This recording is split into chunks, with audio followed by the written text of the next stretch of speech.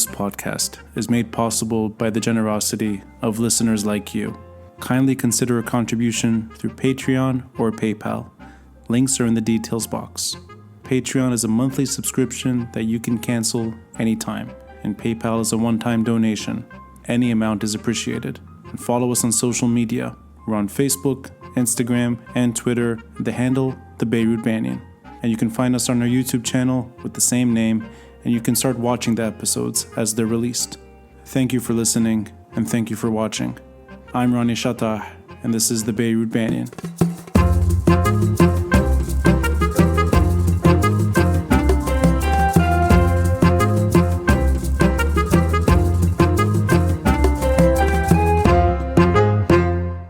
I've aged considerably. Looking at myself, you've aged as well. We're growing up. That's putting it nicely. Yeah. Putting it nicely. Okay. I think both of us are past our prime. Way past our prime, man. Put us out to pasture. Our audiences have grown exponentially, but our physical well-being has deteriorated in the process. Way down.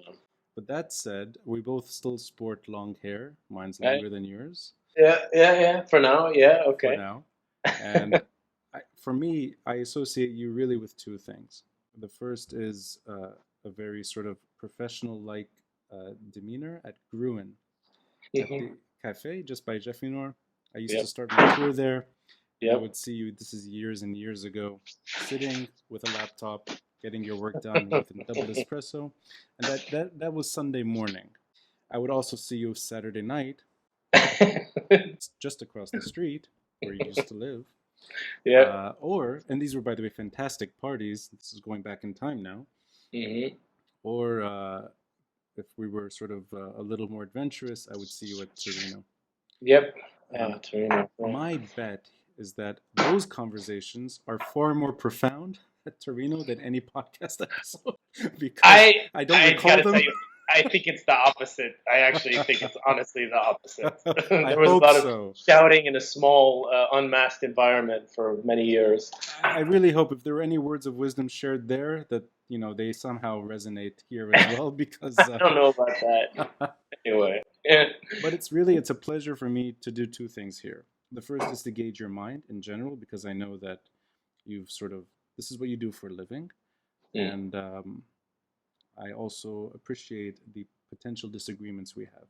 And before we decided to do this, I kind of just shared a bit of where we might actually have some disagreement, and I think perhaps not in other areas. But this is worth exploring. Before we jump into the Lebanese story, I noticed that, both of us are stateside at the moment, and you're in Dearborn. You're in Michigan. So just sort of in a nutshell, maybe, what are you doing in Dearborn? And maybe that can offer many segues into what we're going to discuss. Sure. Actually, I don't really have much of a family in America, but my only family really is actually from Dearborn and downriver. My mom grew up here in the 1940s and 50s. So my cousins and aunts and uncles are all here, actually. And I used to come here when I was a little kid for the summers. One of my uncles had a gas station back then, and then we used to go to Mackinac Island in the north and live the kind of Midwestern summer dream for a few summers. And then my mom passed away a long time ago, but in 2016, I had worked for Hillary Clinton my first job out of college was working for Hillary in 99-2000 when she was running for the Senate in New York. Right. And I was her opposition researcher. And actually, we took our early pleasures then, because not only we won, which was actually the only winning race I've ever been a part of, which is scary. But we won, but we also got Giuliani out of the race early, a few months before, if you remember, in May 2000, due to some marital infidelity, bad press, and he was replaced by Rick Lazio, and then Hillary went on to win. But I've been in Lebanon since 2004, really, and in 2016 I decided to come back and work for Hillary, and I was the regional organizing director for Wayne County, which is Detroit, Dearborn, the biggest part of Michigan, basically. And I lost this election by 10,712 votes to Donald Trump in 2016. but that was my first time really being back in Michigan and in Dearborn since I was basically a kid. My mom passed away when I was 17, so I had not kept up with my little bit of family that I have here. It was incredible coming back in 2016, and it was also a distressing time to see the Democratic Party, to see the Clinton machine again, which I had really, let's say, soured on early on when I was working for Hillary. And I actually decided, instead of going to D.C. after she won, I decided to go into local New York City politics, and I went to City Hall route rather than the D.C. route because I was really not. I didn't really feel like the whole Clinton train was what I was interested in and what I believed in. So I went the local route. For me, it's very interesting because this is the most Lebanese experience possible from an American in Dearborn. You're originally from Dearborn. You ended up in Lebanon, and you're obsessed with politics. This is like a shadow story. When I got my car here, I bought my insurance from Bint Jubail Insurance Company. I bought my car from Bint Jubail Brothers Motors. That's so funny. And then the other funny thing is that my cousin, because actually my mom, before she passed away, she kind of had a falling out with her family here. And I kind of reunited with my cousin here, and she told, because everyone always asks me, 16 years in Lebanon, you're not Lebanese, or do you have any Arab background, any Lebanese background? And I actually found out that my mom, when she was 18, she very controversially went across the tracks in Dearborn that was separating the kind of white ethnic neighborhoods and the Arab neighborhoods, and she had an Iraqi boyfriend from Basra in the late 1950s that almost like tore the families on both sides of the track apart. So I found out that my mom had like a illegal Arab boyfriend and Iraqi Shia guy nonetheless, which was kind of hilarious. I don't know if that gives me any legitimacy at all, but it was a really great story. And just funny, man, when my friend Steve and I drove out here, we drove through Pennsylvania, and I circled this on the map. There was a point at our route on the interstate where we passed by Lebanon, Pennsylvania, which is 20 miles from Palmyra, Pennsylvania, which is, and a bunch of other names from the Mediterranean and the Middle East and stuff. So there's a long history, behind it. So so that's why it made sense for me to be in Michigan. It's a battleground state, and honestly, in 2016, afterwards, I made the argument that the Clinton campaign made many failures, but when we're talking about 10,700 some odd votes here in Michigan that we lost to Trump, which was pivotal. Of course, you needed Wisconsin, Michigan, and Pennsylvania to win. But we knew early on that the Arab American community was not excited about a Clinton candidacy. Bernie had won the primary here in Michigan 2-1 in terms of the Arab American community. Right. They were not excited. They did not believe in the Clintons and in Hillary Clinton. And ultimately, lower African American turnout in Detroit, but fatally, I think, lower turnout in the Arab American districts of Dearborn is what ultimately sunk this state. I mean, we should have won by a lot more, but definitely that little bit of margin. And the interesting thing here, which you might find also fascinating, is in that election in 2016, Trump didn't get more votes than Mitt Romney had 4 years ago in the Arab American districts. He got the same number. I mean, some of these precincts in Dearborn, it was like tracking at almost exactly the same number, 10,000 votes here, 7,400 here, etc. It was our numbers went down by 20, 30% in these precincts.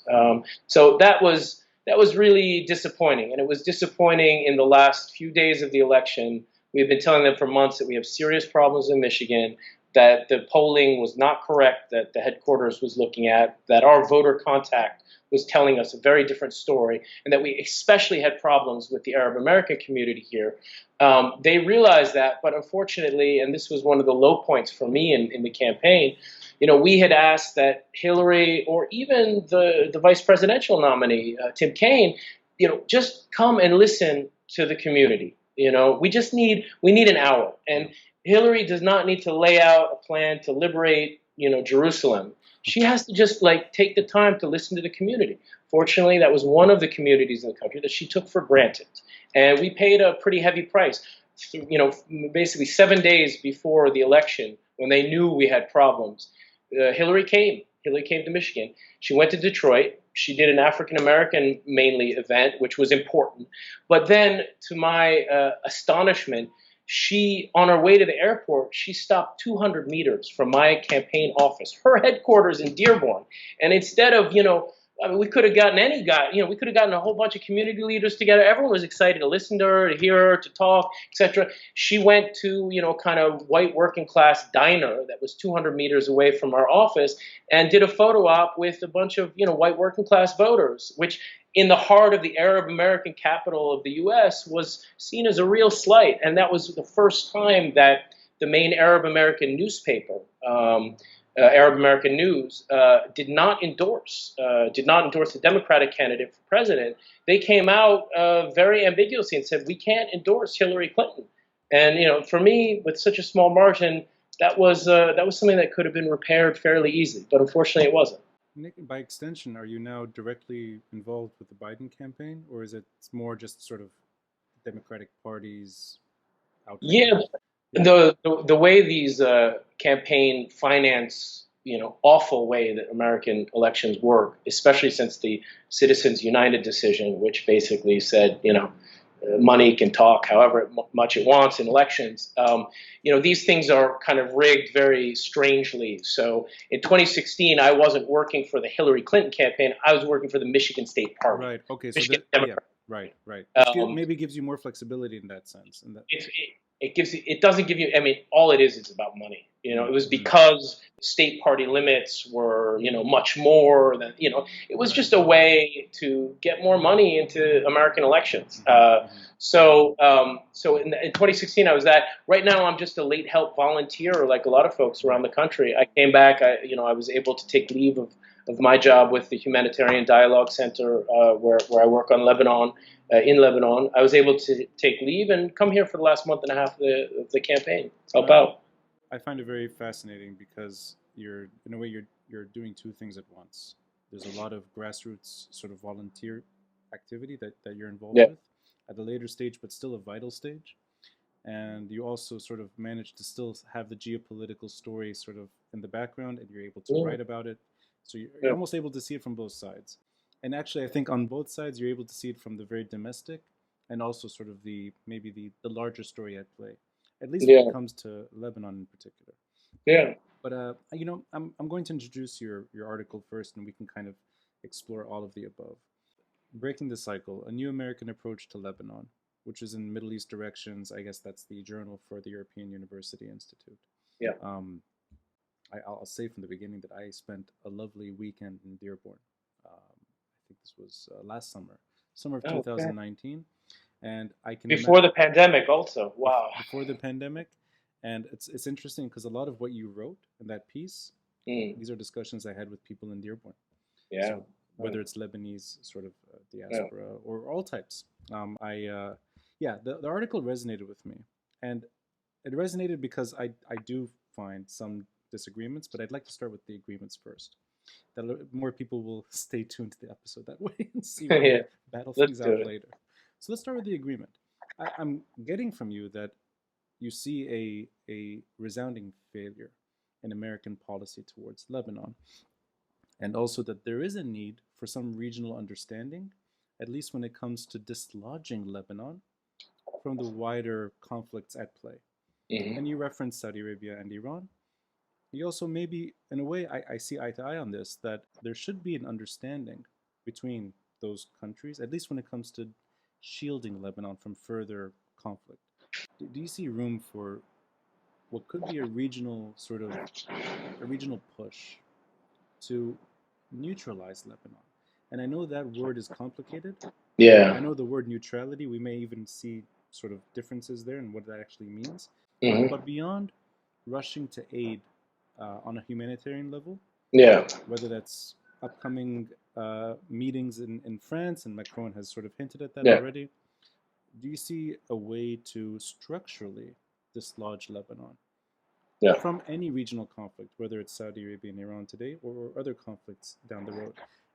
And is that where you see sort of a maybe a starting point to perhaps permanently keeping Lebanon away from all types of regional conflicts. Mm. So just maybe we can start there, because I think we do see eye to eye, but I'm curious from your side. Yeah. Maybe if there's a Well, mechanism and how you would define it.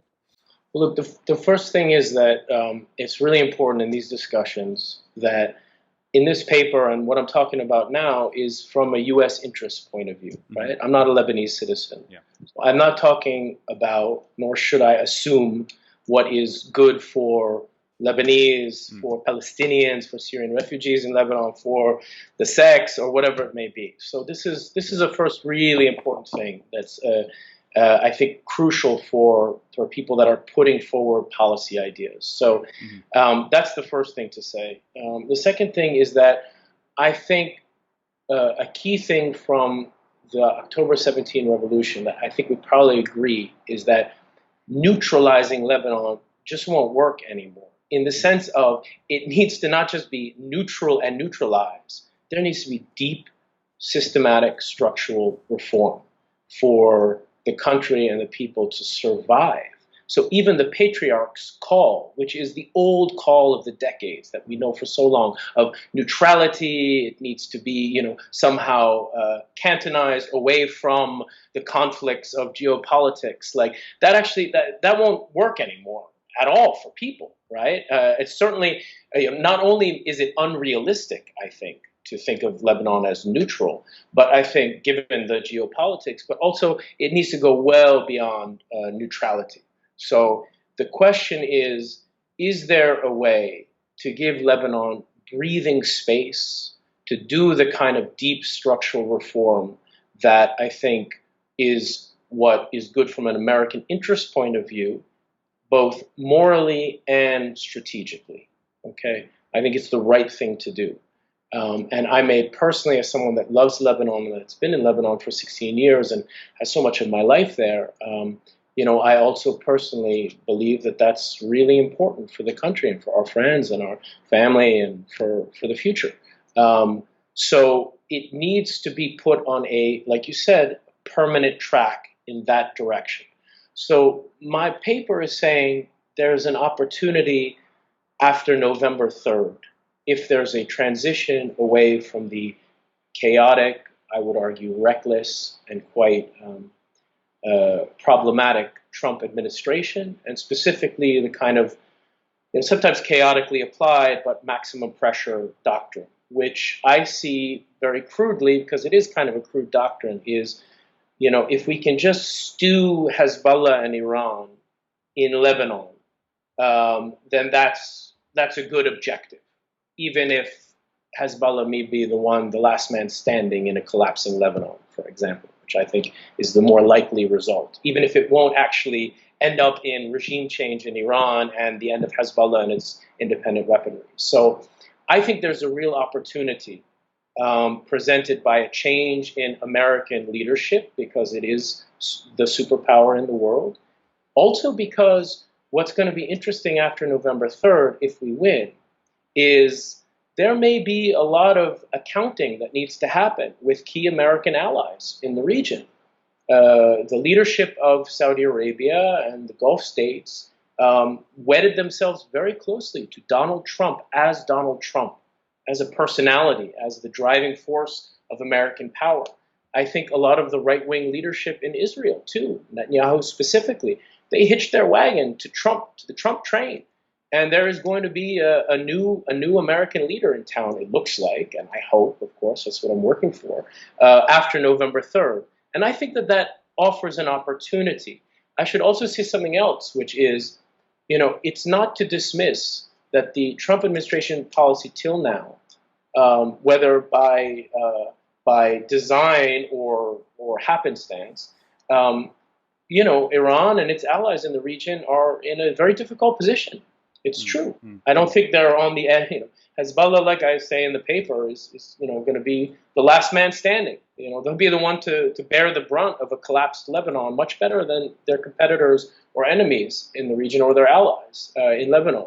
But that said, they're on their back feet. So my argument is, let's take advantage. Let's leverage this Trump train chaos of 3 years, and let's present a rational, de-escalation approach, one that's based on dialogue, and that's also based on some realistic accounting of everyone's interests and capabilities.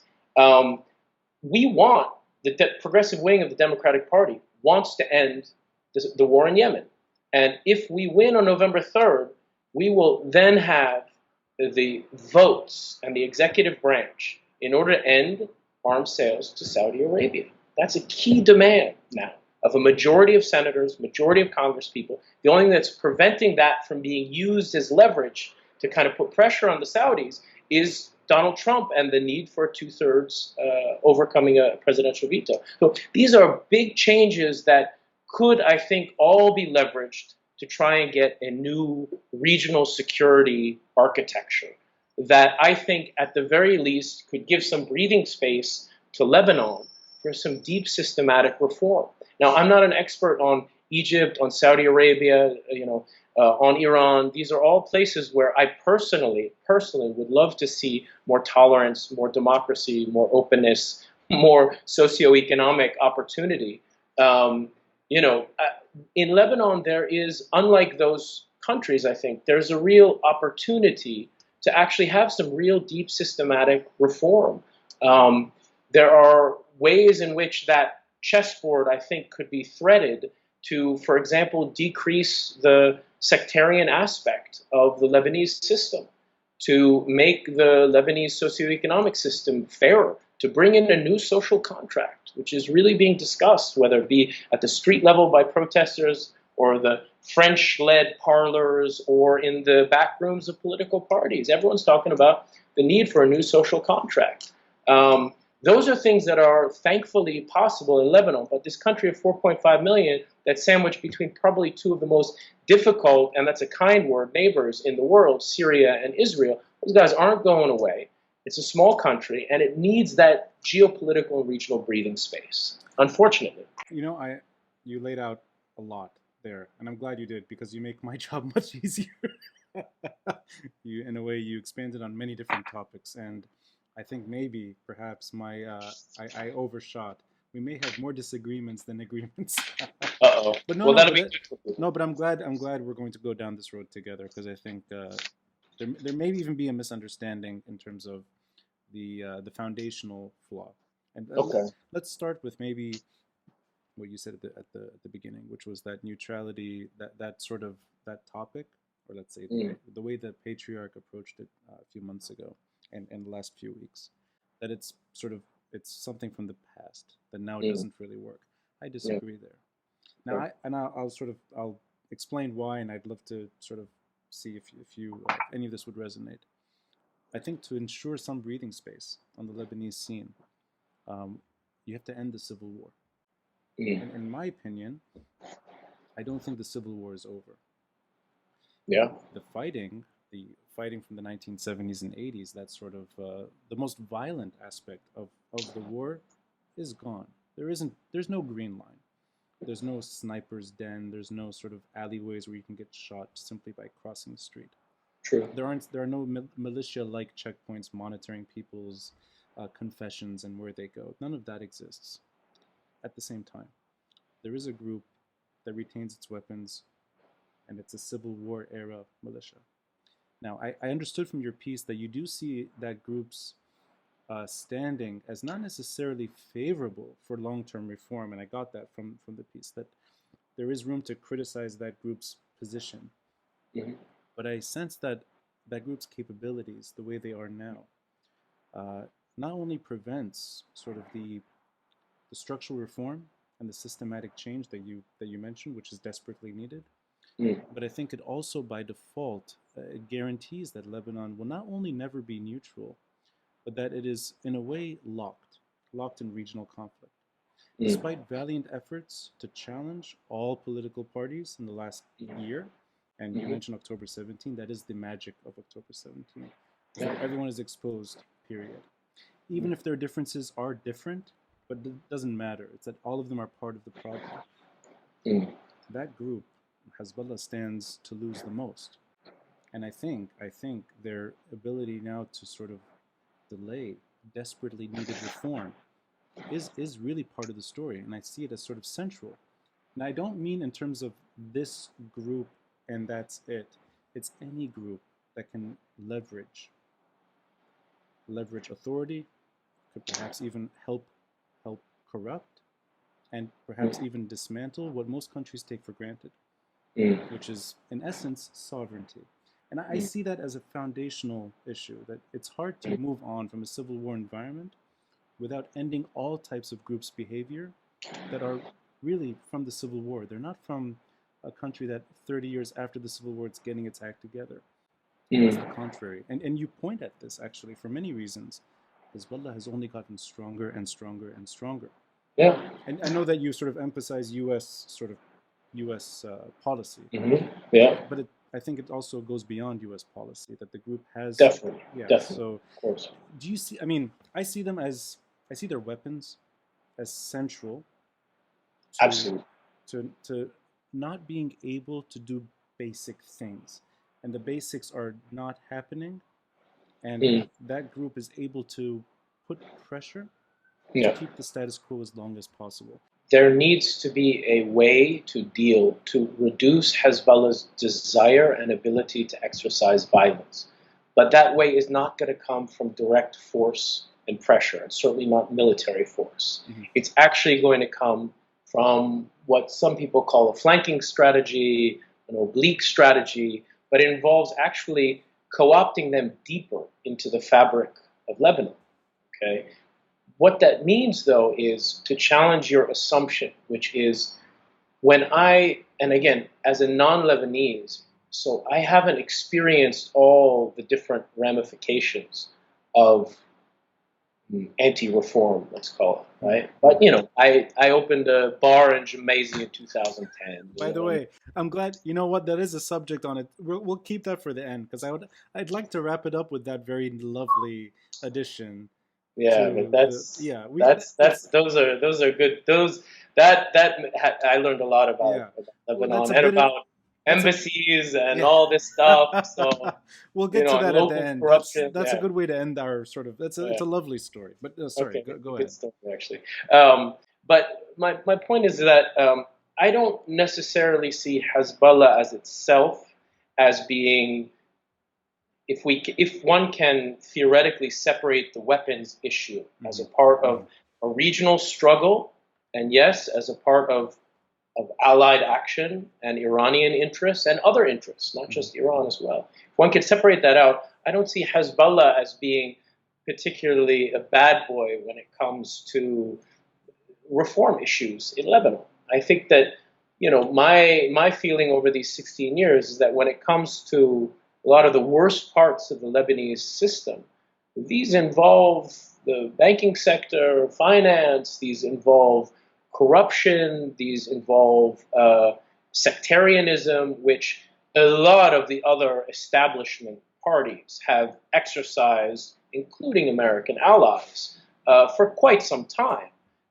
So I don't come at it from the premise that Hezbollah in and of itself is like the biggest impediment to reform. And actually, But could I push on you? And yeah, I'm going to take liberty interrupting at this moment. yeah. That's an imagined Hezbollah. That's not the Hezbollah that exists in the Lebanese. But the Hezbollah that exists wants to protect its weapons, and it wants to protect its project. Now, we can argue about whether that project is good or bad, which I won't as a non-Lebanese, but like their weapons are, I mean, my example is in 2005. I mean, Hezbollah never wanted to be a part of the Lebanese government. It never wanted to get into the ministries. It was forced to by strategic necessity because their Syrian benefactors, their Syrian protectors, were kicked out of the country. They had to go deeper and deeper into the state, society, corrupt matrix. And indeed, the fight in 2005, 6, 7, and 8, at least from their perspective, and I think from a reasonable perspective, was over control over the legitimate democratic state institution. And they, for many people, unfortunately, from their perspective, fortunately, they won that struggle with the Doha Accord of 2008. They won that struggle after 2009 elections to a certain degree, certainly after 2011 when Hariri was basically forced to leave. the struggle became over the state. Hezbollah never wanted that because they know that they were one of the main people to criticize the corruption of the state, the sectarian basis of the state. Of course, that's from a very narrow point of view because they saw demographic numbers and they wanted more power within the Lebanese system. So I'm not attaching whether it's good or bad, but what I'm trying to say is that if we're able to separate out the weapons aspect of it, which again is just the most crucial aspect for Hezbollah to protect its project, I don't think that they're necessarily going to be, for example, the ones to put the most amount of resistance against, an electricity reform plan. I agree with you on that, but I've never seen that Hezbollah that you're describing.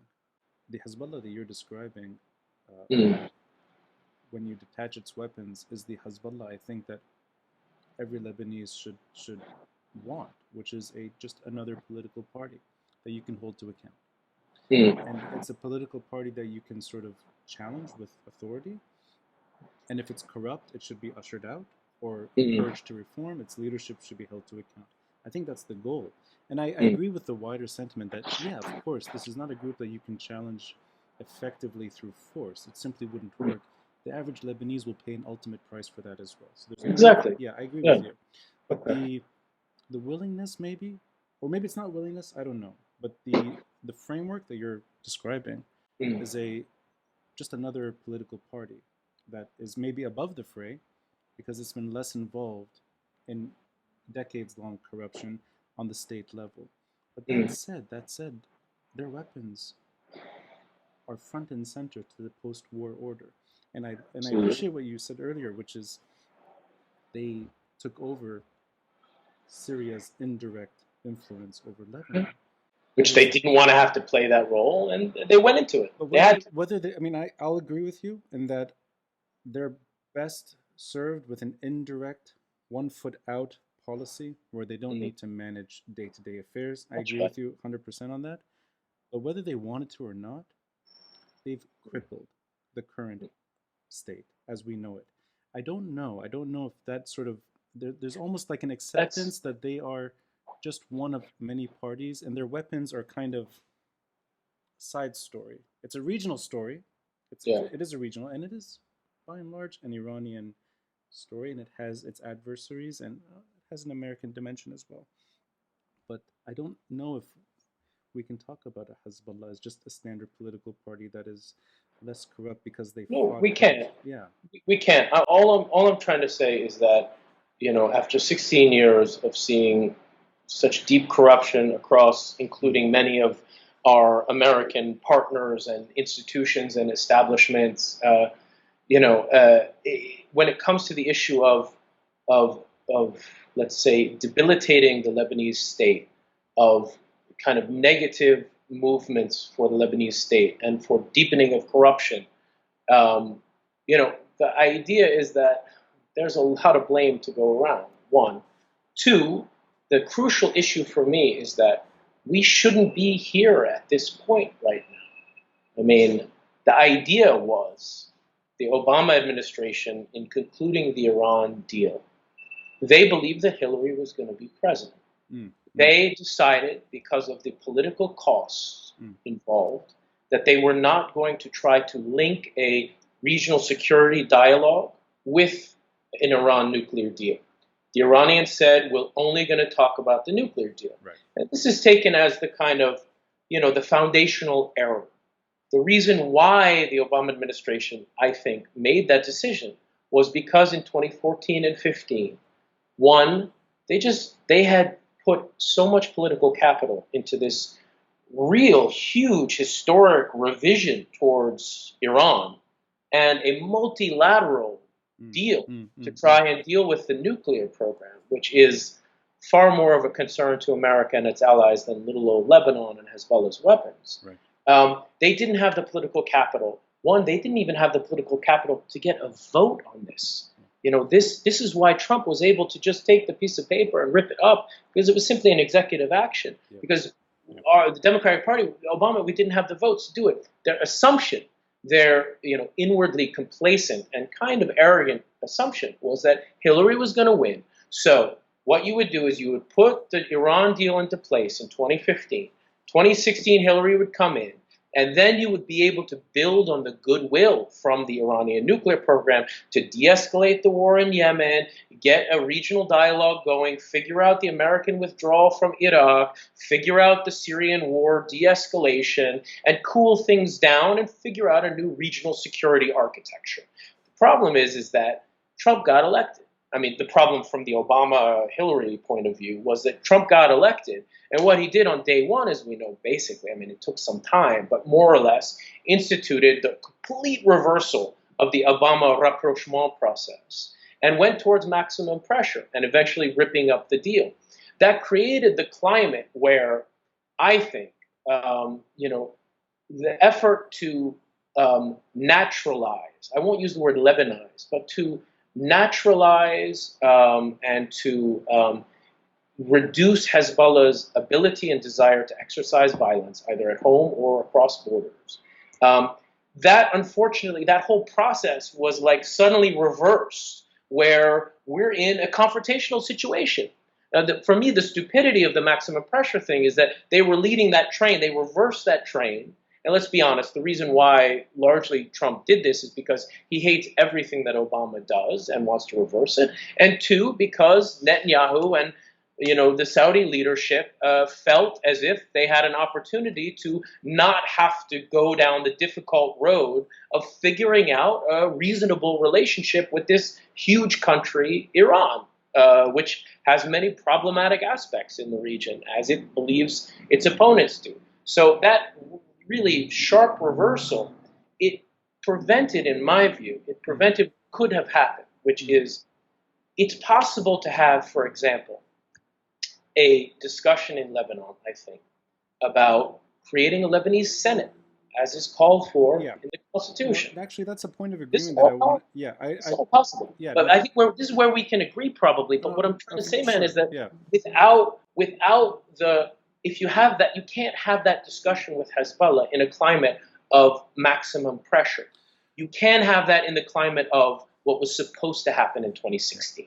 I actually appreciate that sort of wider perspective, and it is going back years now to the sort of the hope, at least within the Obama administration, and maybe initially among other regional players, that outreach was seen as something positive in its earliest stage.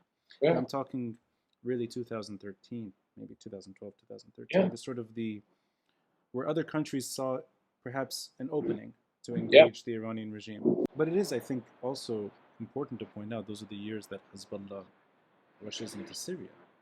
I mean, this is a stage in Hezbollah's story where it becomes even more invested in regional conflict than before.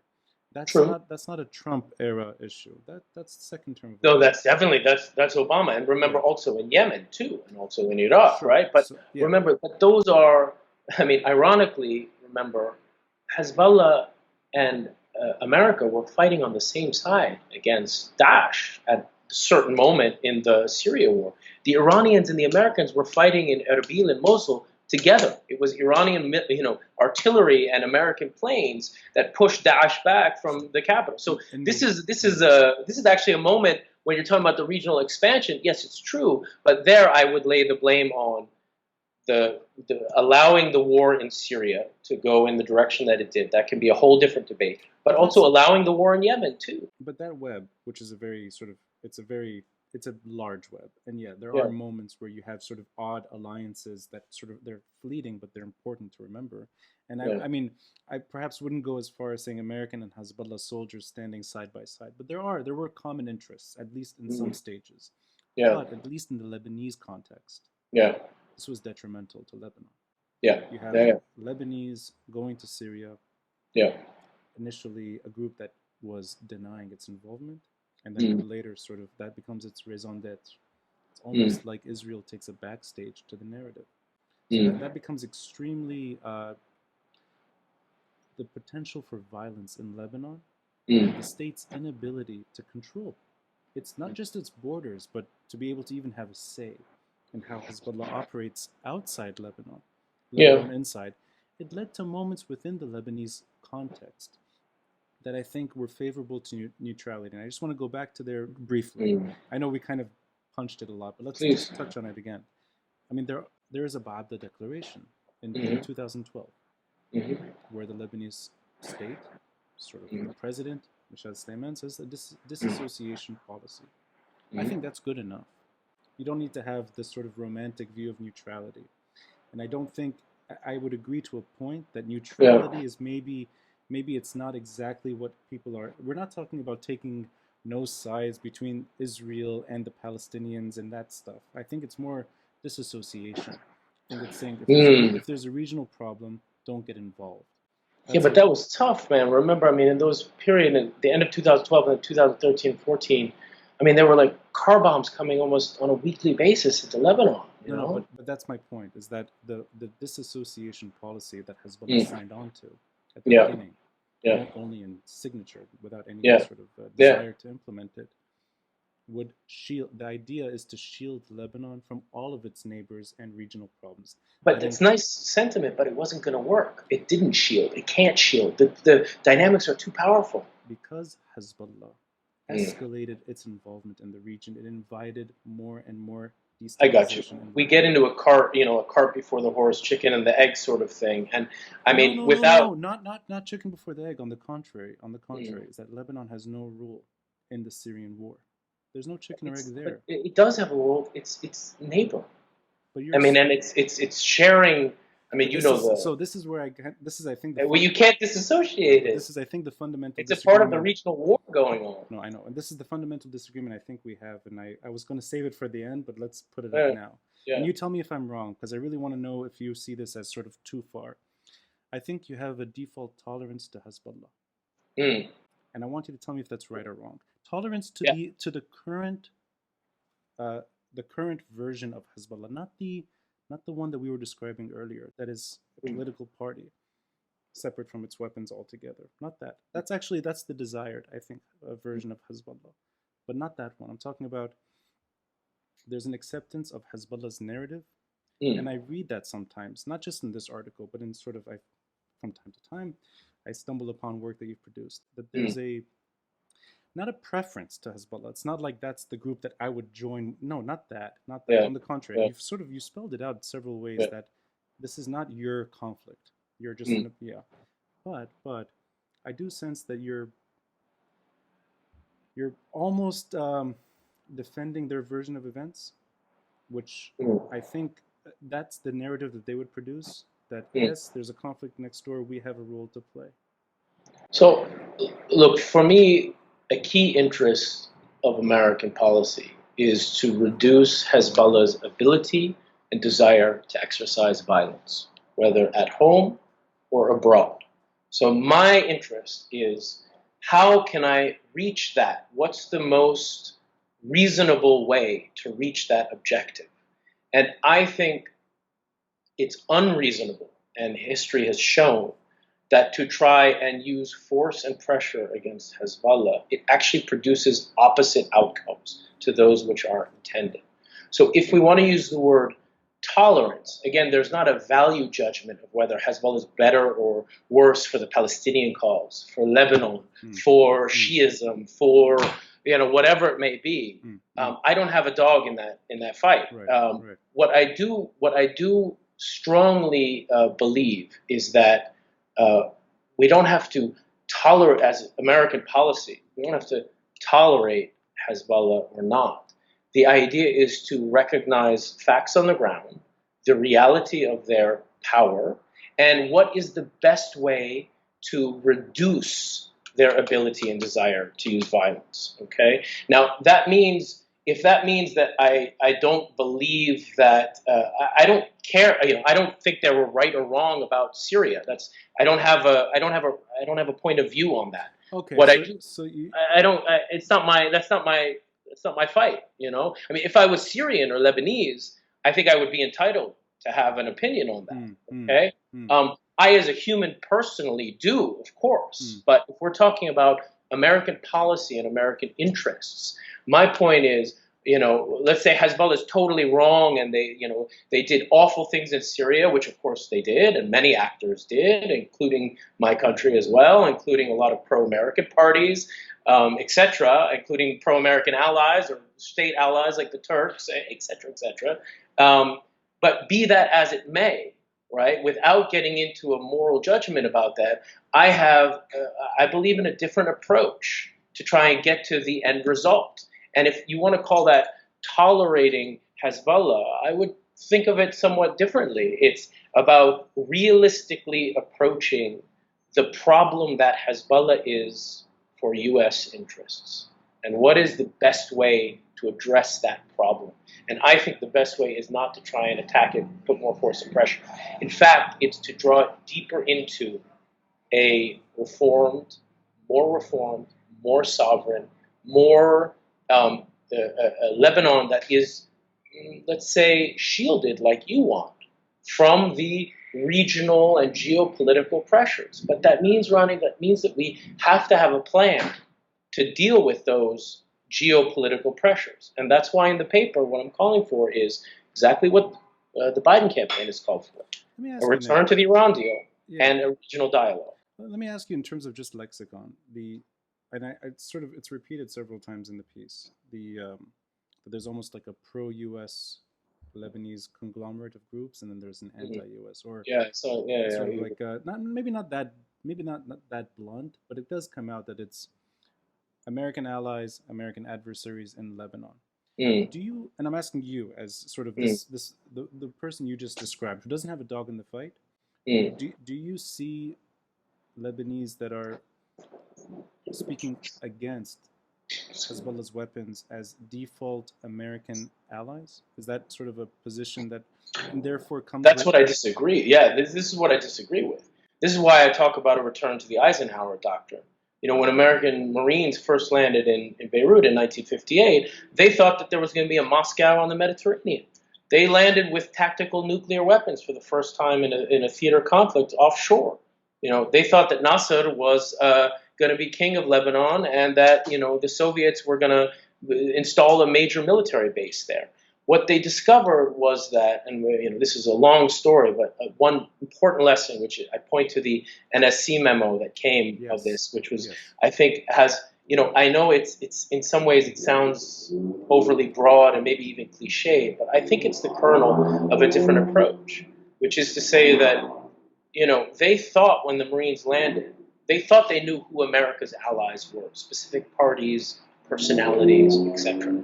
And what they discovered was that there was a vigorous debate within Lebanon about the direction of the country, but they also discovered that some of their purported allies misled them, and also that some of their purported allies were, involved in corruption, involved in the personalization of Lebanese state institutions for their own narrow political interests, etc.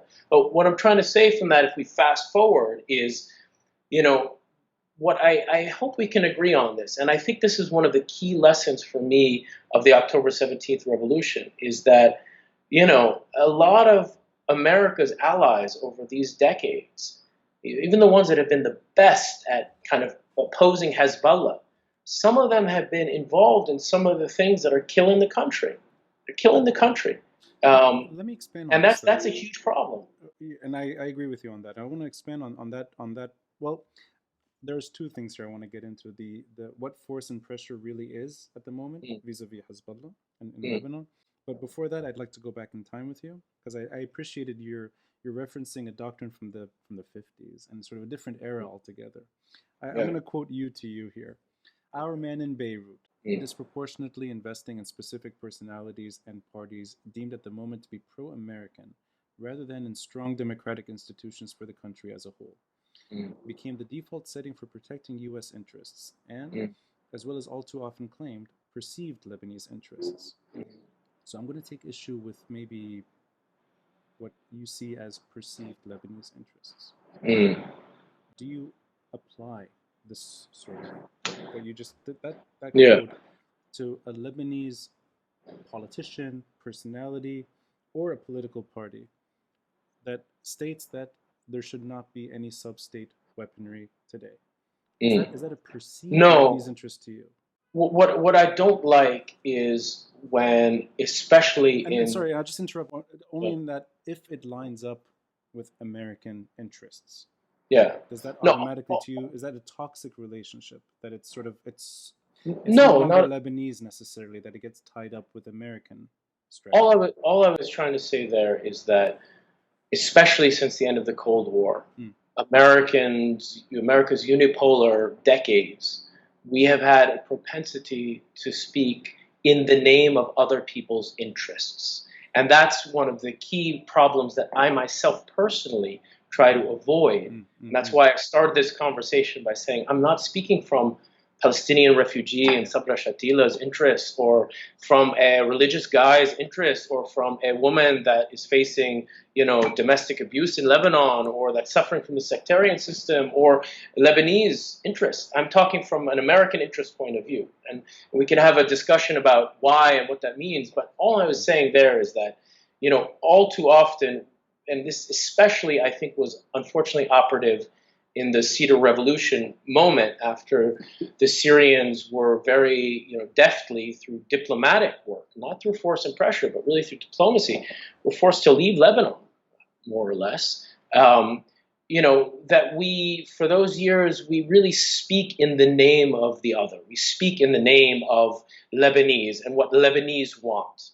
So Lebanese don't want Hezbollah's X, Y, and Z. I may agree with that personally. I find it problematic for American power to speak and to assume the interests, especially of small states. And especially, we're not talking about Belgium or Switzerland or France, right? I mean, we're talking about a country that has been riven by a tremendous series of post-World War II and pre-World War II conflicts. And a lot of that during the Cold War was driven by American and Soviet power. It's two sides. I'm not saying America was the only one doing wrong things.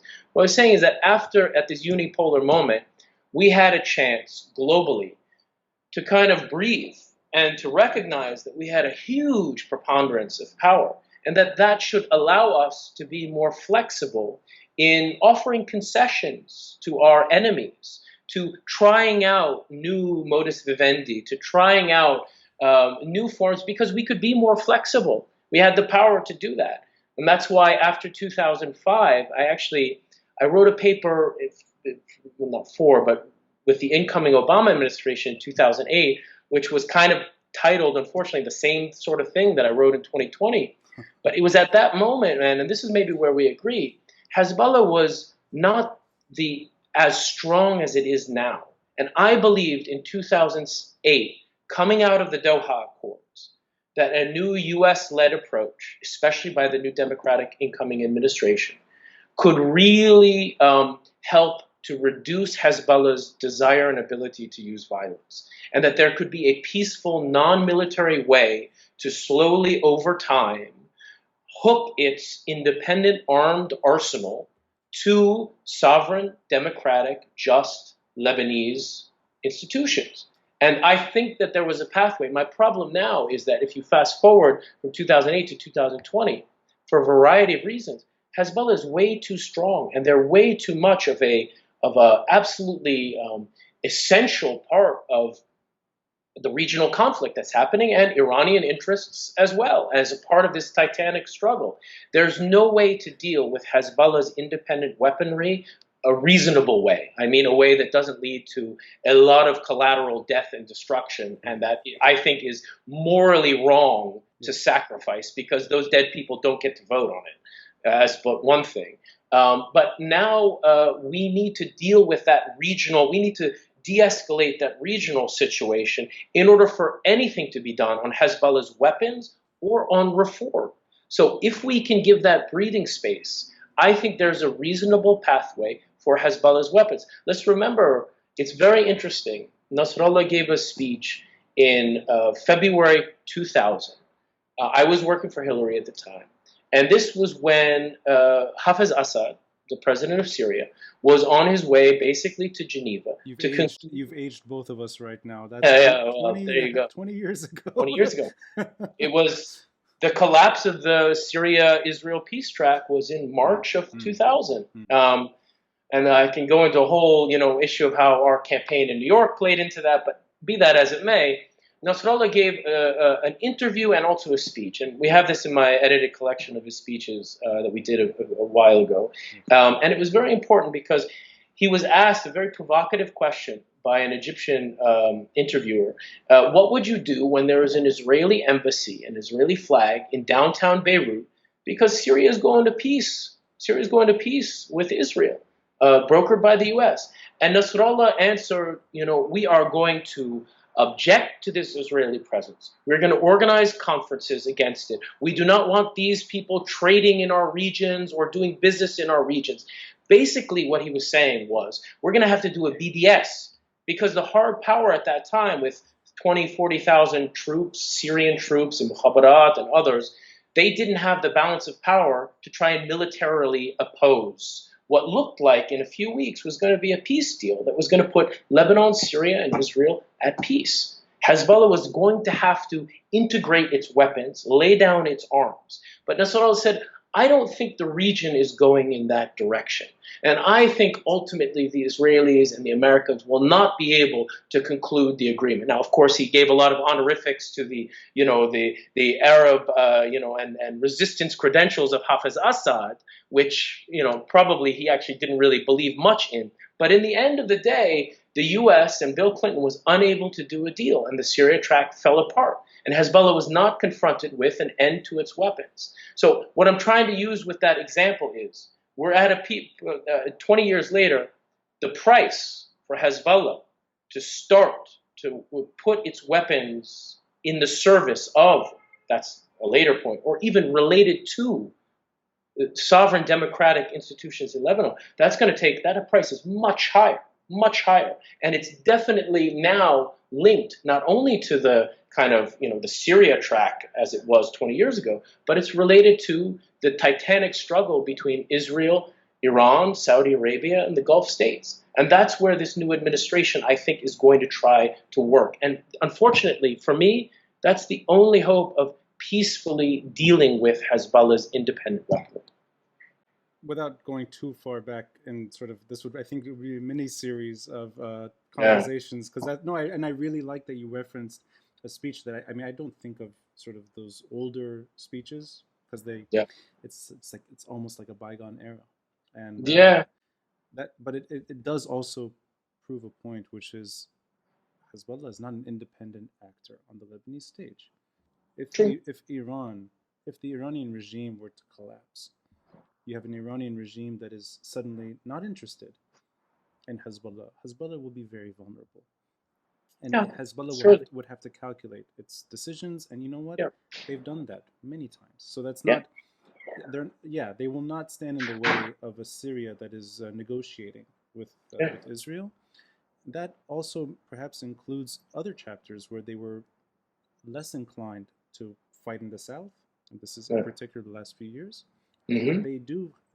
There is a pragmatism in terms of survivability as well. That's for sure.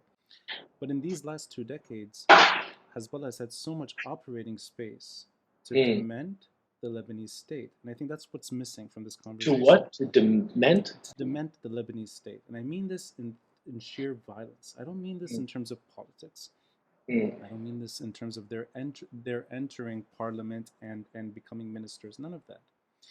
I mean it in terms of they've effectively assassinated a group of Lebanese politicians. That not all of them are this sort of U.S. sort of pro-American toxic way that I think you may have pointed to somehow in the piece, almost like discredit these people, they're pro-American.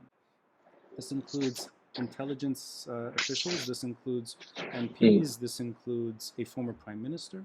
Yeah. And this includes my father. He's the most recent assassination. So that's these are, my father was engaged with dialogue, and they were part of that too. So it's not, they're using violence at any sort of attempt at changing the status quo.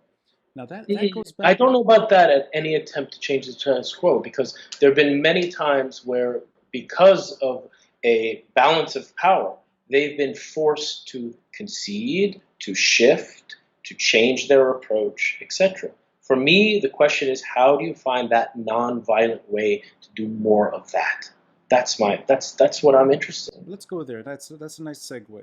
We were talking about force and pressure earlier. Now I'll quote you again. I love doing that sort of. Oh, these long Germanic sentences. Okay, No, sorry. on the contrary. No. I actually thought they were just the right length. But I'll quote a You few can't. sentences from you to Okay. you. Yeah. If U.S. policy towards Lebanon continues on its current trajectory of collective punishment, or even hardens further, the prospects for wider instability, misery, and violence will only increase for the Lebanese people and the people of the region generally. At the same time, Hezbollah will probably be the last man standing, given its strong position in the country compared to other local political actors, and an understandably exhausted citizenry. Let's go into force and pressure. When you're talking about the Trump policy, or whatever you want to call it, would you lump these sanctions and what we've seen recently in the last few months, sort of the targeting the banks, or even calling out particular officials? Not all of them Hezbollah members. In the most recent round, you didn't have any. But Amal and the Frangie guy, his name escapes me now. Yeah. Forgot his name. Is that part of thank you. Yeah, I turn to you for these names. I forget them. But is that part of the force and pressure tactic that you find unfavorable, or is that something else? So I have a problem, one, with the unilateral American-only sanction policy. I have a problem with that globally. Okay, so I have an ideological problem with that. One is that I think that we need to do these things multilaterally. Okay, so that's an important distinction. But here, the real problem that I have is that these Trump maximum pressure policies, they're not about trying to end corruption. They're not about a reform. They are obviously just targeted to try to reduce Hezbollah's operational space, to put more pressure on Iran and Hezbollah. They're not actually operationalized for an anti-corruption agenda, for example. So what I call for in the paper is a fundamental reorganization or a redirection of the American sanctioning fetish, which has expanded, which, by the way, was weaponized by Obama and expanded by Trump among these many loaded weapons that our party gave to Trump. But be that as it may, the idea is to shift around. And for example, of course, the sanctions against Hezbollah that exist will continue on, sure. But what we started to do was we tried this idea of secondary sanctions. So what we do is it's all centered around Hezbollah. It's if you're friends with Hezbollah, that's who we want to split off, or that's who we want to try to hurt and use carrot and sticks. Because the issue for these guys, the Trump crew, the maximum pressure crew, they don't care about, you think Trump and Pompeo, these guys care about reform and anti-corruption? They don't care at all. We know that. Look at how they operate in their personal lives. You think they care about this for other people in the world? No. So what I'm saying is let's get on if we care, stop trying to focus on personalities and parties, okay?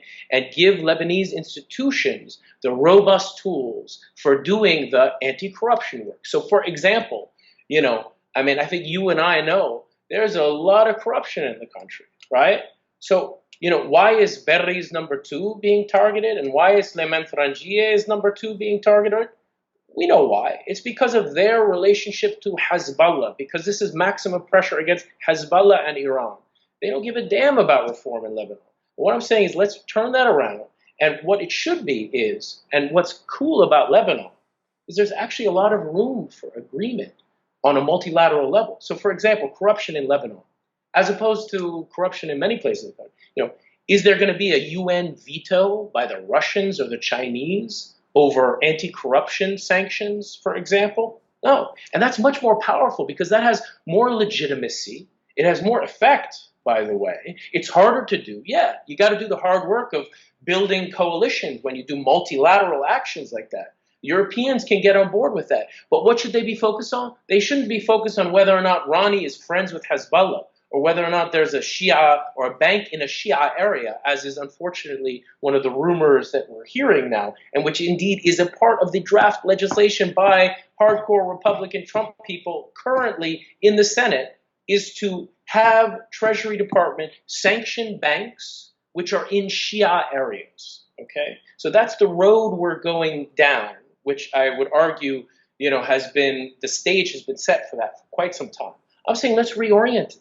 Focus on anti-corruption and reform, not on making everything about Hezbollah, because the only way to deal with Hezbollah's independent weaponry at this point, unfortunately, it wasn't the case 12 years ago, but at this point, you have to deal with it through a regional framework, a regional de-escalation, and a regional security architecture, which reasonably deals with and offers bargains for, unfortunately, the idea that Hezbollah is a tremendously efficient, powerful force right now in the entire Middle East. And it ain't going to give up its weapons, through pressure. It's not going to work. You're not going to send the Marines there. Not even Trump is going to do that. So you got to find an alternative pathway. I'm going to gauge your mind. And again, as somebody who's not, with your words, not Lebanese, you're looking at it just purely through the American sort of story, U.S. policy. I'll ask you just a question and we can sort of go from there. Do you think the Biden administration, should it take shape in January next year, will have reform and anti-corruption as a policy towards Lebanon, which by default will include Hezbollah's capabilities, because that is part of the story. But it will also include any corrupt activity in the country, and they'll see it as that's an existential issue for the country. Do you think the Biden administration would take a very different approach than the Obama administration in that sense? And I mean that, and largely just in what you just said, which is stop pointing at one group, point at the whole problem, and treat it as one issue. Do you see that as on the horizon if Biden becomes president? I think there is public indication from people like Jake Sullivan, who will probably be the national security advisor, who's written about this extensively. It's a great article in May in Foreign Affairs about this. Everyone realizes the key problem, and again, it's an excusable problem, somehow excusable, because they didn't bet on Trump. They didn't bet on Trump. They thought that they were going to have a third term. The fundamental mistake of the Iranian nuclear deal was not linking it to a regional security dialogue. Okay, the Iranians wouldn't allow it, and the Team Obama wanted to get the Iran deal done, and they made a kind of short-term deal, believing that in the Hillary administration there would be enough political capital for the reformists in Iran, and that the money would start flowing, and that then there would be an ability to have a regional dialogue on all of Iran and their allies' activities. And by the way, you could then deal with the Syria war. You could then deal with the war in Yemen. Okay. Obviously, we know what happened, all right? I think the lesson learned from that is that Biden campaign has said, and Joe Biden has said specifically, he wants a return to the Iranian nuclear deal. They also have said that there has to be a regional security dialogue, and it has to put at its core Saudi-Iranian relationships. And that as a part of that, let's use a lot of the pain and suffering that the Trump doctrine has caused against all sides, really. And we're in the middle of COVID, and we're in the middle of, geoeconomic shifts, especially around energy and the vulnerability of ruling families. And let's leverage this moment where after 4 years of Trump, even his allies probably want to break, right? Even his allies probably want to break. And even Trump's allies and the most vocal like MBS and MBZ, they're going to have to realize that there's force majeure now. And the progressive wing of the Democratic Party has the votes to cut off arms sales to Saudi Arabia. It's a huge thing. So what I'm trying to, sorry to be long-winded about that, but the point is to return to it, is that in a Biden administration, there's the possibility of, they know that the mistake of the Obama-Iran process, let's say. And the ability now is that you can return to the Iran deal, and things are so bad that there's natural interest for everyone, with a little bit of pressure and goading, to have this regional security dialogue, to figure out, hey, for example, like I say in my paper, can there be a 1-year freeze of the Hezbollah-Israel conflict? Right. And you do spell out even how you can de-escalate the problem altogether, and that even sort of you touch on the IMF and what that really means. I want to step back, and I know I've already taken a lot of your time. There's two issues I want to get to before we jump to Coup D'Etat and all that stuff. The bittersweet finale. Every political figure with authority today in Lebanon. All of them.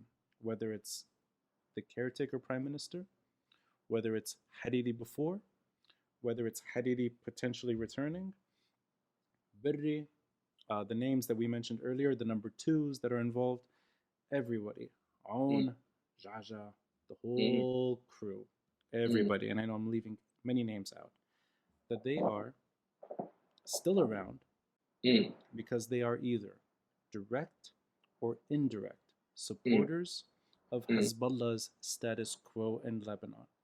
I know I don't want to beat this dead horse, but no, I got you. That they are what's left, and they are the group or the individuals that Hezbollah tolerates in Lebanon today. Would you agree with that sentiment? That's a tough one to agree with. I mean, I know what those guys would say, which some of them would say, the opposite. But I'll elaborate only in that if Hariri is to return, he's returning to a situation we all realize, and the fact that he's been returning many times over is largely favorable to Hezbollah.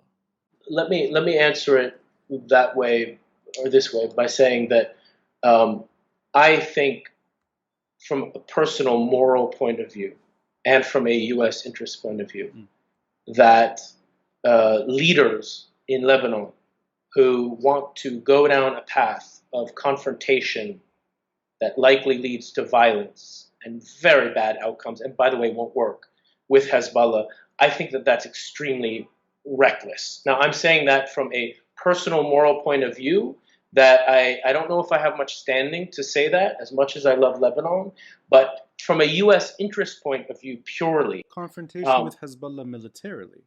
Not confrontation in terms of... In other words, but that's what we're talking about, because one party has weapons. So what I'm trying to say is that a return to the frameworks and the approaches of pre-May 2008, I find that to be both obtuse in the sense that it won't lead to the desired outcome, and morally quite reckless. And that I think there has to be a different approach. So I don't want to condemn the Lebanese political establishment or favor them, but I will say that I think the leadership in the country, and I think honestly most of the citizens. And I know we're time constrained, but I want to just ask you, what do you mean by what is morally reckless? Discussing and their... I mean, what do you mean? What is exactly? Having another May 2008 scenario, which means a confrontation with Hezbollah. So especially even declaring a security agent in the airport is morally reckless because Hezbollah has weapons. That's what you're getting at. No, what I'm trying to say is that when you lead your followers or people down a path of confrontation that is not going to actually lead to the outcomes that you say it should, and that also is going to leave a lot of death and destruction, and potentially cataclysmic. So the Special Tribunal for Lebanon is a morally reckless endeavor today. Something like that is a no. No. That's a multilateral UN judicial body. I may have different problems with it, but it's certainly not morally reckless. No. What I'm saying is, but let me get this. So in 2006, UNIFIL 1701. Is that a morally reckless if it's supported by Lebanese on the ground in Lebanon? Are they okay? So it's not. What I have a problem with is it's not dismissing Hezbollah's weapons as a morally reckless cause. It's actually doing something about it. No. It's forcing a violent confrontation where a lot of people could get killed that don't have a vote on whether or not that's a good idea. And by the way, to add the cherry on top, it's going to lead to an opposite outcome. So it's stupid. So those are the two things. I see. So any domestic confrontation with Hezbollah from your side? Military confrontation, one that likely leads to violence likely involves violence with Hezbollah is not a good idea. Let's use an example. Morally or strategically. Let's use an example. We can name him by Jumblat suggests firing a security chief in the airport. Does that fall into the morally reckless category? I can say this just because I was there afterwards. We were all there. We know that Yeah. Hezbollah No, no, reacted to but that. but But yeah, what he saw from Clemenceau, and I was with him a few weeks afterwards, is he saw that he couldn't fight Hezbollah. His supply lines were cut. So he could last for another month or two of fighting. What I'm saying is that he realized he had helped to start a violent confrontation that ultimately led to the deaths of, more than 100 people. but Nick, And that also didn't work. but I get So this. yeah, that was morally and strategically reckless. But I get something, and I want again. You tell me if I'm getting this wrong. That you're giving Hezbollah a pass. You're really No, giving I'm them a saying pass. no. This is I think the crucial thing to get out. I'm not giving a pass. I'm saying that if you want to militarily fight them, it's going to be morally and strategically a disaster. But this isn't That's this is military maneuvering. This is no. firing You're a state referring official, to but we know and it's that a security person who's favorable to Hezbollah's terms. but That's not Hezbollah. military. I totally agree. But Jumblat and the Bush administration, I would argue, knowingly led the country down a path towards a violent confrontation with Hezbollah. They knew very well that if you fire the airport security chief and if you go after their most important weapon, which is their private fiber optic network, that was considered a red line as a military attack on Hezbollah. Now, Hezbollah is wrong on that. Let's say Hezbollah is wrong on that. Sure. But what I'm trying to say is that we can have an argument about whether Hezbollah is right or wrong about that. That's not my dog, right? That's not my thing. What I'm trying to say is that they knowingly led the country down to a violent confrontation on the street that had all of the possibilities of sparking a far greater civil war, much greater than it was. It turned out that Jumblat and their side was less equipped to fight it. Okay? In the end they lost. And in the end, a lot of people died. And what happened from that was the Doha Accords, which helped to empower Hezbollah. So it didn't work. It clearly didn't. Not only did they lose on the battlefield, but Hezbollah got the Doha Accord. They got the blocking third. They were on their way to what ended up happening, which is ousting March 14th. Nick, there's no battlefield. There's no battlefield. There's no competing militia against Hezbollah in Lebanon. Renegade fighters, renegade kids with guns. It's not a battlefield. That's why you can't separate out Lebanon from the wider Middle East. The wider Middle East is a battlefield. I get especially that. at that period in 2006, 7, 8. Remember, Iraq was a battlefield.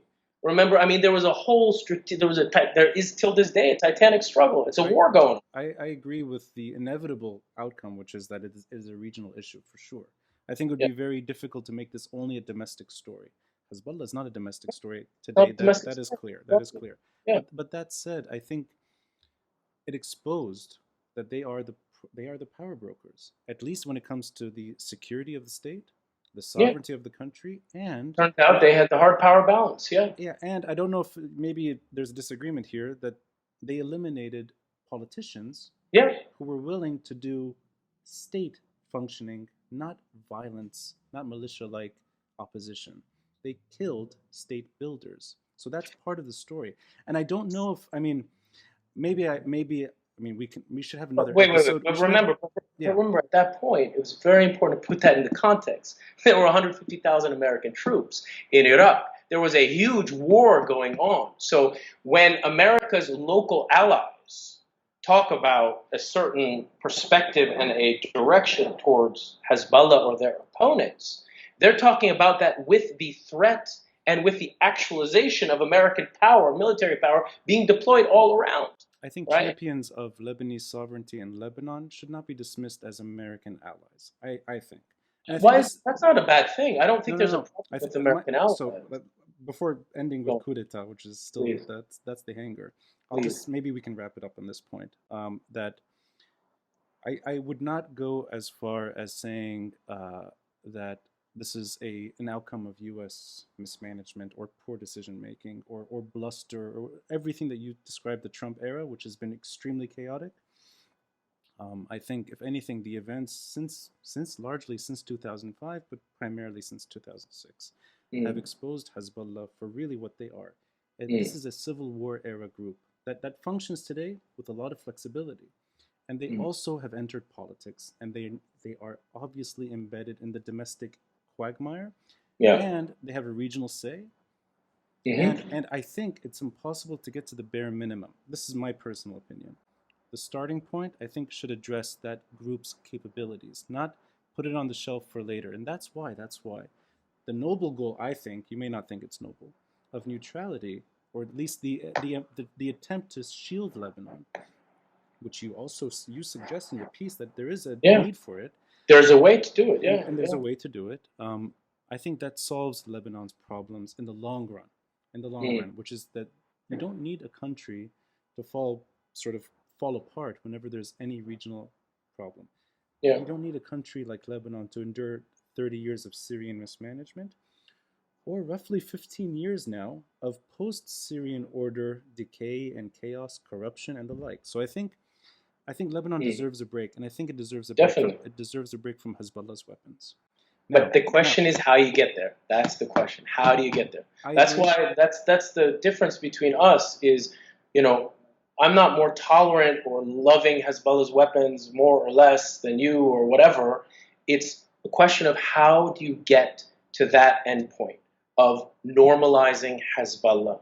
And hopefully that's a part of an overall reform strategy. And that's why one of the most important points that I talk about there is if there's a regional breathing space, then Lebanon can finally have the national defense strategy dialogue that it should have had before the 2006 war was kicked off, when indeed they were involved in it, when they were much weaker, when they had less power, etc.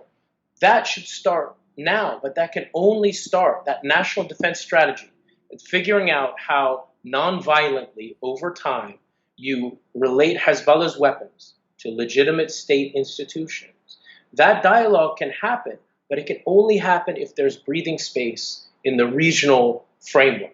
And that's why the Trump administration is against giving any breathing space. They are on the maximum pressure track, which won't work and certainly will not get rid or deal with Hezbollah's weapons, and certainly won't deal with it in any kind of a morally or strategically acceptable way. That's why we disagree on the best path to go there. Saying neutrality is great, but what's the exact pathway? How do you deal with a huge, powerful force like Hezbollah in a non-violent way to start to relate them to a reformed, legitimate state? You got to do a bunch of things. I agree with you, and I also think the beauty of October 17 is that everything was being discussed, including that group's weapons.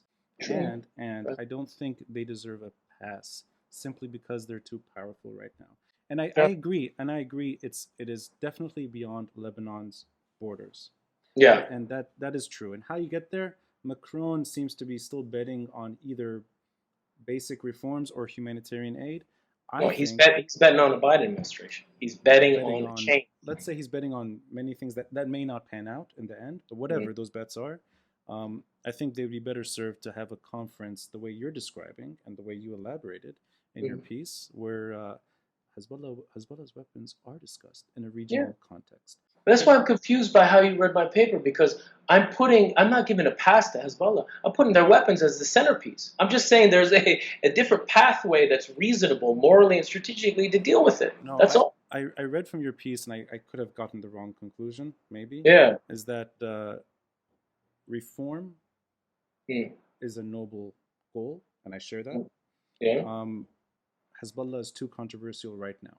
And that's what I got. In other words, don't discuss their weapons before. Don't discuss their weapons until the situation is favorable to discuss their weapons. No, I mean, look at point number 2. The 4 main points that I'm talking about is that return to the Iran nuclear deal.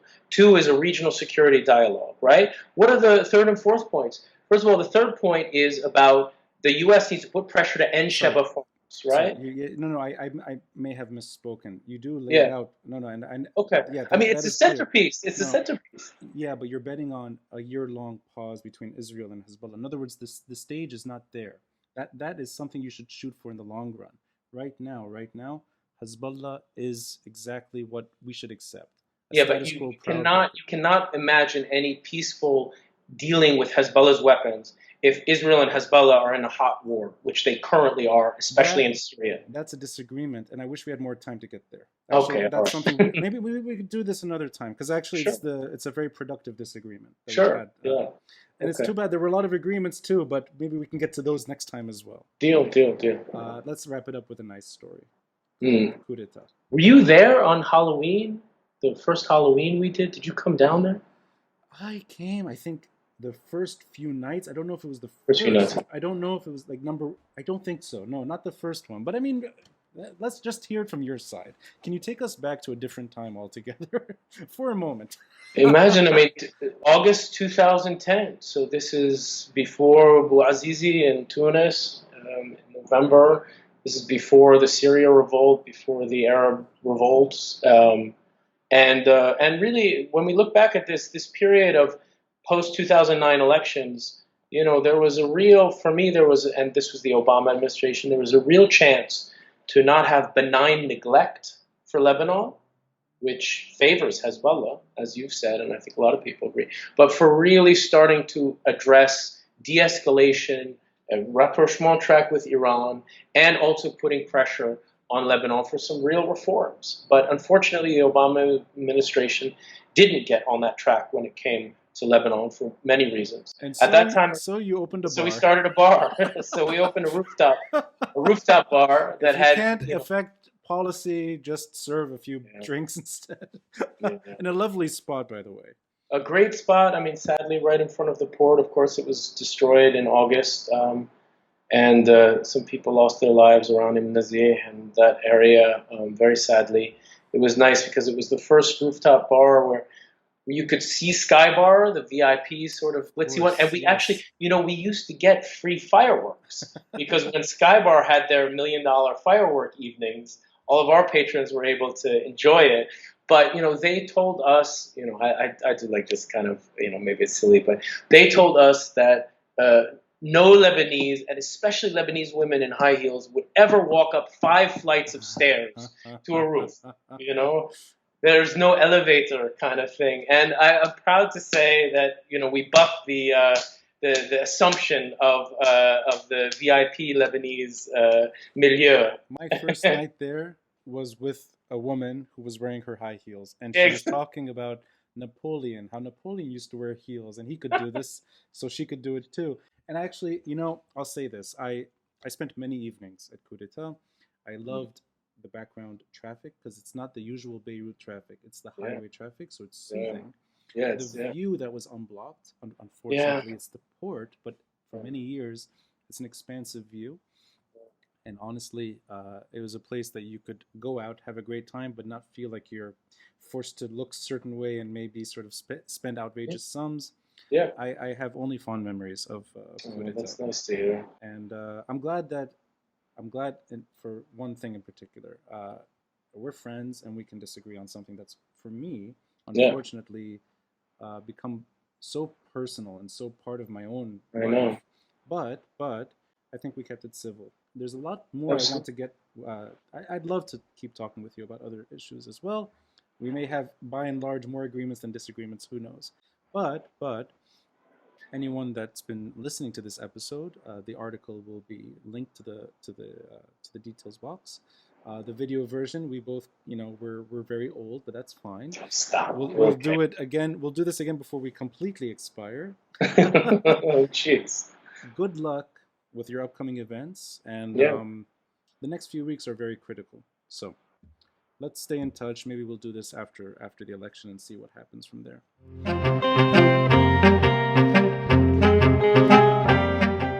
Thanks for listening, and a friendly reminder to help support this podcast by contributing through Patreon or PayPal. All links are in the details box below. Until next time, I'm Ronnie Shatah, and this is the Beirut Banyan.